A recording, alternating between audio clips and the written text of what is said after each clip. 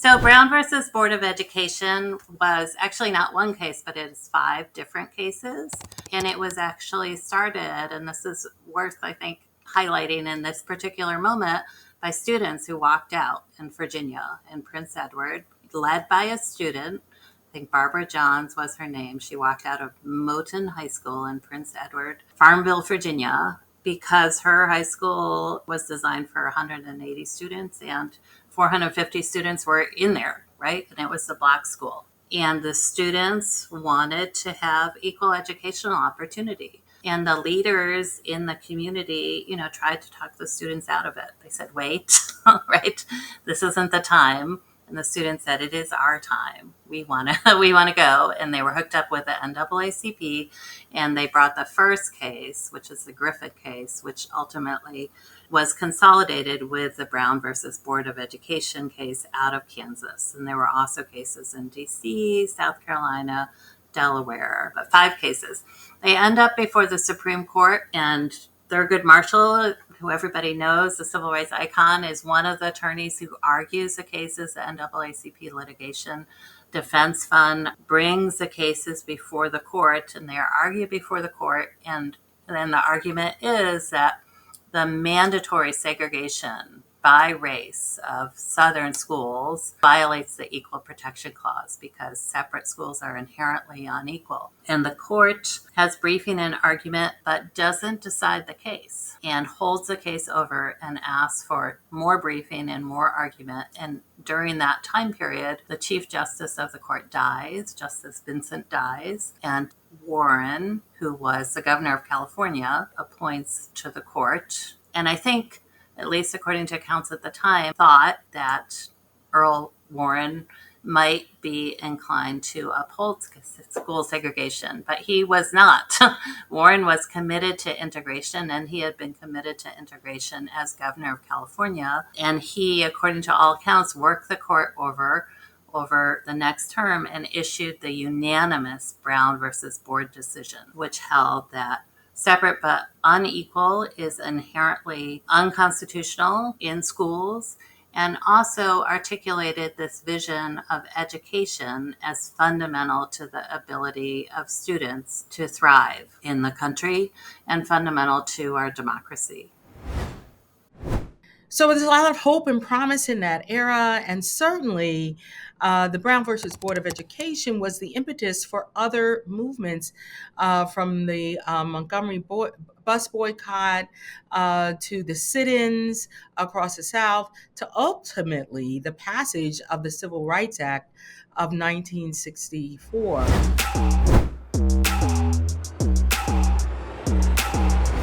This is a very significant case. I am so thankful for Brown versus Board of Education. I myself would not be able to be an educator the way that I am right now. I would not be able to be here sitting where I am. And I feel like everyone in America has been affected in some way by Brown versus Board of Education. And so I am super thankful for them. And they were able to start the fight. The thing about change has to start somewhere. And so Brown versus Board of Education was a step towards racial equality and racial justice. As the work built toward the ultimate case coming before the Supreme Court, Brown versus the Board of Education, we already knew that separate was not equal. We knew that we had black schools and white schools, and we knew that the resources in those schools were very different from one another. We knew that the inequities that were built into every social system within this country certainly led to the underfunding of marginalized communities like Black communities in this country. And it led to that fight that ultimately made its way to the Supreme Court. And honestly, it didn't stop there. We, of course, saw the Fair Housing Act pass, and we know the impact of how having fair housing available to our Black not just our Black Americans, but to all Americans. And we saw the Rehabilitation Act, 504, Section 504 passed, which helped to begin to take on the discrimination of our people with physical or mental disabilities. So this laid the foundation for a lot of work that came after.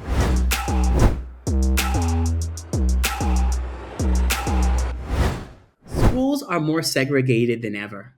Yet, the win with Brown also sets in place protections and norms that still benefit us every single day, far outside the education system. So we've been living with a lot of the achievements of the civil rights era for decades now.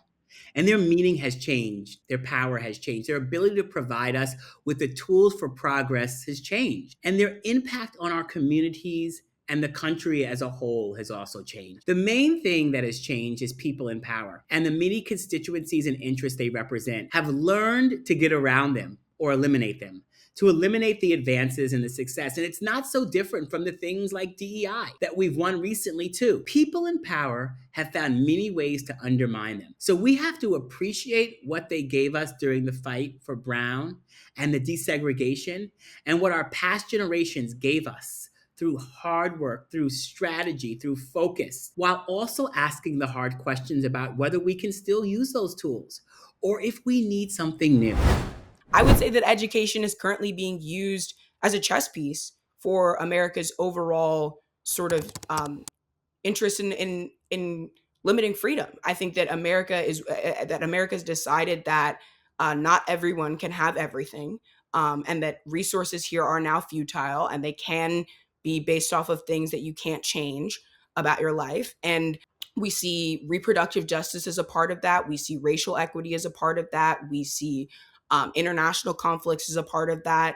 And we see education as a huge part of that. And the thing about what makes education so powerful is that it can be used as a tool in quiet. I went to a public high school, middle school, and elementary school, and I got what I felt was a good, solid education.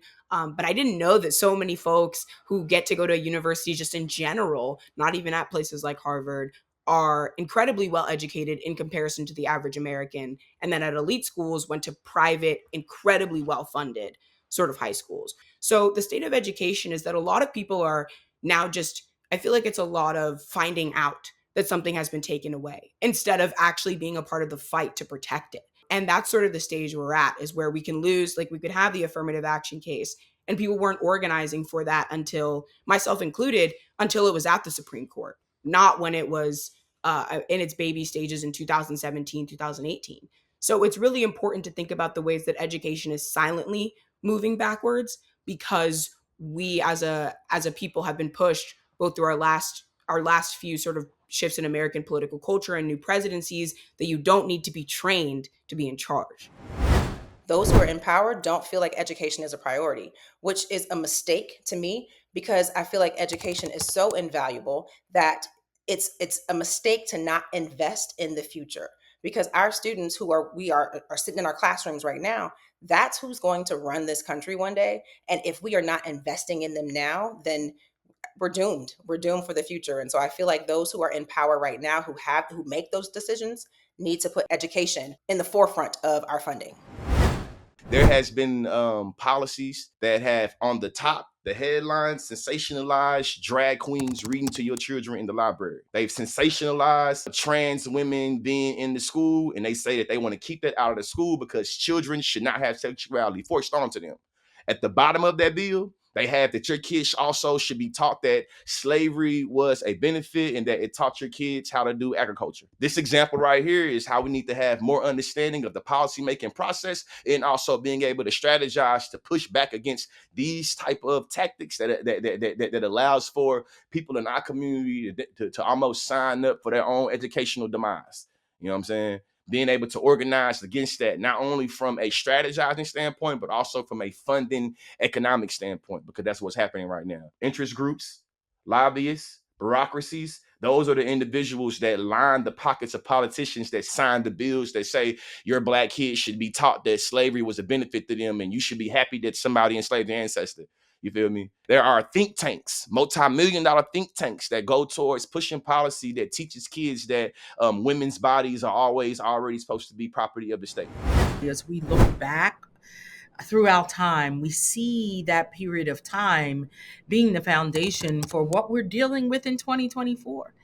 It became the foundation of the privatization of public education, where public funds were going to private schools. Some of the first being set up in Virginia, where they were called segregation academies, where public funds went to private schools that were designed to continue segregated schools.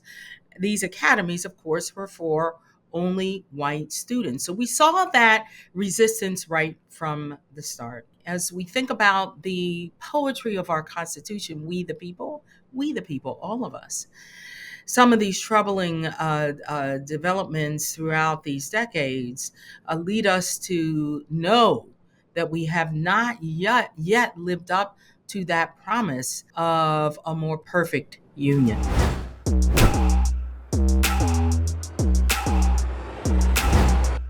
Brown's understanding that segregation was unlawful also promised educational opportunity. And the high water mark of those efforts was really in the 60s and the 70s. But by the 80s and 90s, that consensus had slipped away. And the court had moved from being a court which was committed to rooting out discrimination and segregation in schools, root and branch, to one that was sending the message to the lower courts that desegregation decrees should be temporary, local control should be restored as quickly as possible. And the result of that was that Brown did move the dial substantially on integration, but for a substantial proportion of students, as many as 25%, those students still attend schools that are predominantly 75% or more students of their same race.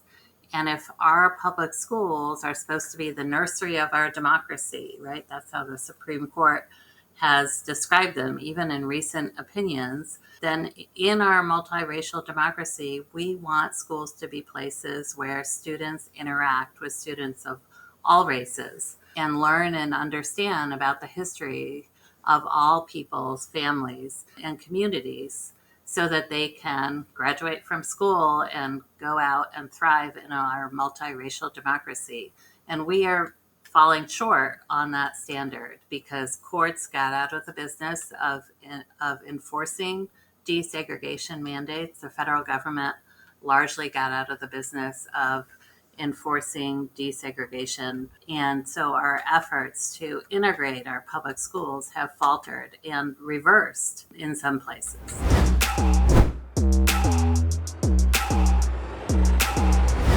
The fight ahead is about building something new, something that can tackle the challenges in front of us today and can last for years ahead. That is the task of our activism, of our engagement, of our advocacy. How do we translate the presence and the visibility and the awareness that we have in this moment into the power to consistently change the rules? It's not simply about defense. It's going to be about offense. And it's going to be about recognizing that in an increasingly multiracial society, in an increasingly multiracial democracy, we will need the tools and we will need the structures to make sure that our systems, that our infrastructure, that our government actually works for all of us. Oh, I imagine rich, joyful students and educators and parents coming into schools and continuing to learn together in ways that they are ready to take on not only the challenges of this day, but they are ready to take on the challenges of a future that we are creating together. That's what I imagine. My hope for the future of America is that we can first get teachers paid. Teachers being paid is a fundamental issue that has existed in this country for, I think, all of time. And I feel that it's finally time to prioritize that and use that power in election cycles, not just on the national stage coming up in the fall, but it's really important to start moving our vote with that in mind, of breaking ourselves down to maybe not being less imaginative, but really breaking down the fundamental needs that have existed before these sort of big wave issues come around. But teachers being paid and fundamentally having the resources in this very economically poor time is really important to just keeping educators in the classroom so that students can get educated. There are so many videos I feel I see now of teachers explaining why they are quitting or why they don't have enough resources in their classroom. And if we are not giving them health insurance, if we are not paying HBCU educators and non-HB and PWI professors the same amount of money, what can we expect out of these educators to keep this dream alive and allow for people to break down education as just a fundamental human right instead of playing with identity politics as the reason why this issue needs to change? Because representation is not enough for me to sadly counteract like this legislation that's being passed. We need to think of solutions that really break down and have strong research on how the lack of access to diverse books translates to true disadvantagement, quantifiable disadvantage for people. So I think by giving educators what they need is like the first step of what I see happening and needing to happen in the future of education. And then I think book banning is an issue we are in for a long time. I feel like now a lot of us get lost in the sauce on the top of that ballot. What's sensationalized at the top of the ballot, and we forget that our livelihoods, our material realities are impacted by local politicians. You feel me? I know the district attorney, the sheriff, the superintendent, all of those are elected positions that one way or another impact how education works. I think that when it comes to recognizing how different suburban areas are able to get different funding, especially how a lot of conservatives has been able to circumvent a lot of the funding that we get for education and making it where, charter schools and this school and that school and making it where they get more funded than that school. I feel like that we need to have a lot more understanding of policy, but also being able to get towards, again, that organizing that allows for us to really sit with different nonprofits or different community parent organizations that actually understand what the problems are specifically, but being able to understand these structures. You know what I'm saying? Like right now, we're going into a new election, and there are a lot of policies that are on the that there are a lot of potential policies that are on the docket that can really impact how students of different gender identities get gender affirming care, or how they're even taught about that gender affirming care. So I would hope that one day, someday, that Brown's promise is fulfilled, that our public schools are ones in which students of every background, including all races and national origins, learn together in well-resourced schools with richly diverse faculties and staff that value and celebrate each and every student of every race, national origin, sexual orientation, and gender identity. And if we get there, our democracy will be strengthened. We'll have students who will graduate in our multiracial democracy ready to thrive in that democracy. I think lawyers play an essential role in reaching that vision. We have to think more creatively because the current Supreme Court is a real obstacle to getting there. But there are state courts too, and current Supreme Courts do not last forever. So lots of options, lots of work to do going forward to fulfill the promise of Brown.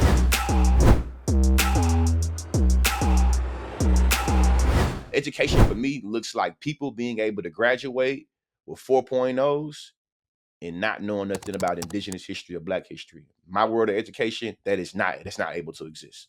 In my world, you cannot graduate valedictorian and not know nothing about Black history or indigenous history or, gender affirming care or anything about ability like that. In my world, that doesn't exist. You know what I'm saying? Just because you've mastered all the great things that people of a European descent have politically, socially, economically stolen, contributed, created, developed in this country, it doesn't make you a good student. It doesn't make you a good educator or academic. I think you have to have a much more well-rounded curriculum. And for me, my education I envision is one that is much more well-rounded. It's one that doesn't allow for, native students in Oklahoma to glamorize the colonization of their ancestors and say that it was a good thing. Being able to not only have the great things that this country has done, but the more horrible things, but also some of those things that people have contributed to this society from communities that we usually either erase or marginalize.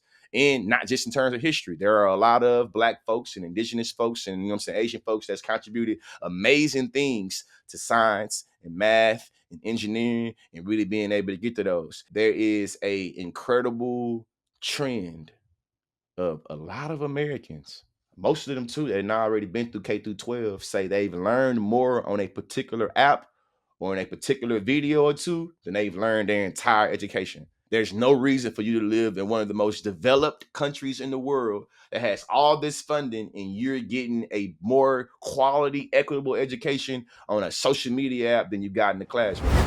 We have a lot of different children in America, right? We have a lot of diverse children who have different abilities, who have different, comes in all shapes and sizes. And it's so important that everyone is given the access to education. Education, for one, we are lucky that it's free in our country. We should invest in public education to make sure that the free education that we are able to give is the best education that we can give.